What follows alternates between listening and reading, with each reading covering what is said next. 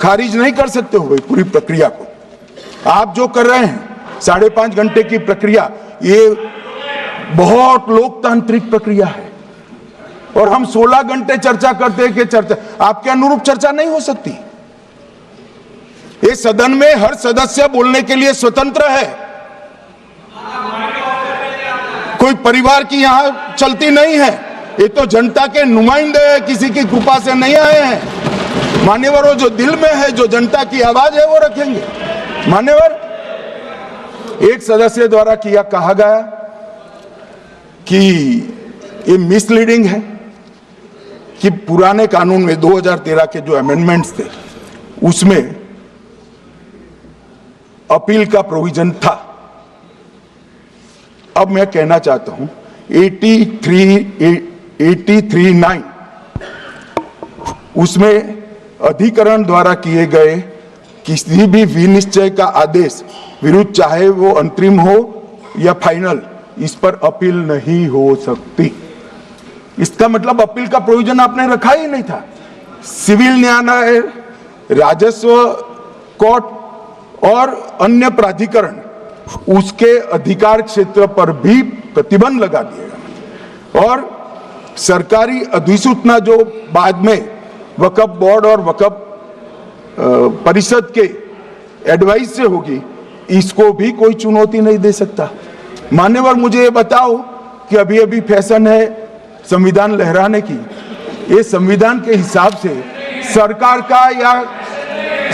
का या किसी भी निजी संस्था का कोई भी फैसला मान्यवर कायदे की कोर्ट से बाहर कैसे हो सकता है? कोई भी फैसला हो, ये देश की अदालत वो फैसले तक रुचि नहीं रखेगी। नागरिक ग्रीवेंसेस लेकर कहां जाएंगे? जिसकी भूमि हड़प कर ली गई वो कहां जाएगा? ऐसा नहीं चलेगा। आपकी वोट बैंक के लिए आपने किया था, हम खारिज कर रहे हैं, हम खारिज कर रहे हैं। ऐसा नहीं चलेगा। अदालत में जाइए, जिसको ग्रीवेंसेस है इधर और साइड से, और अदालत न्याय करेगी। न्याय के लिए तो अदालतें बनी हैं। और मान्यवर, यहां एक सदस्य ने कह दिया माइनॉरिटी इस कानून को स्वीकार नहीं करेगी। क्या धमकाना चाहते हो भाई? संसद का कानून है, सबको स्वीकार करना पड़ेगा। स्वीकार नहीं करेंगे मतलब क्या है? कैसे बोल सकते हैं कोई हम कानून को स्वीकार नहीं करेंगे? ये कानून भारत सरकार का है, हर एक पर बंधन करता होगा और इसको स्वीकार करना पड़ेगा। मान्यवर, ये हमने तो खैर वक्फ को छेड़खानी नहीं की।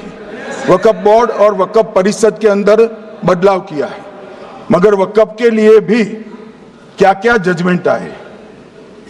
सैयद फजल पुकोया थंगल बनाम भारत संघ 10/11/28 को केरल उच्च न्यायालय ने उन्होंने कहा वक्फ बोर्ड एक स्टैट्यूटरी बॉडी है, यह मुस्लिम समुदाय का प्रतिनिधि निकाय नहीं है। इसका फंक्शनिंग मान्यवर एडमिनिस्ट्रेटिव है। धार्मिक क्रियाकलापों को तो वक्फ ने करना है, चाहे कब्रिस्तान हो, चाहे दरगाह हो, चाहे मस्जिद हो, चाहे चैरिटी का काम, वो वक्फ बोर्ड को नहीं करना है भाई। ये केरल हाईकोर्ट ने किया। इलाहाबाद हाईकोर्ट ने भी, उसने तो मुतवल्ली तक भी कहा है। अगर हम मुतवल्ली तो जो धर्म का है वही रखेंगे।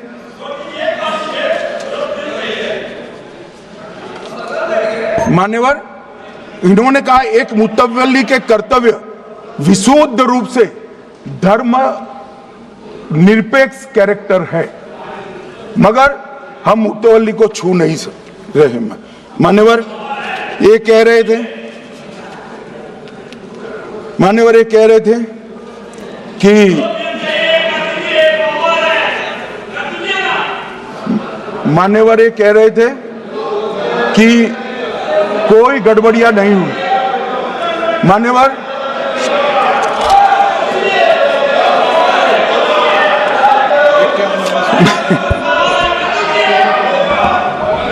मान्यवर 2013 में 2013 में अन्यायी कानून आया।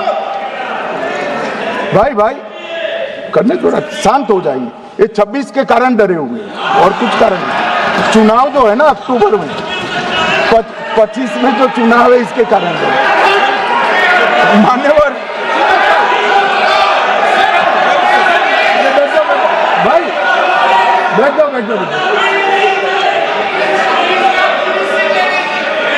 मान्यवर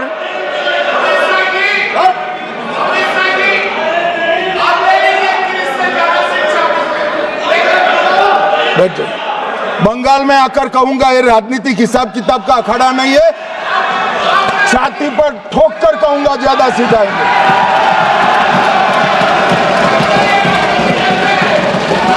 मान्यवर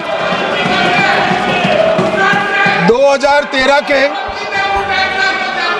अरे बैठ जाओ वकील साहब बैठ जाइए। मान्यवर 2013 में जे वो भी रिपीट होने वाले हैं। मान्यवर 2013 में बैठ जाओ। मान्यवर 1913 से लेकर 2013 तक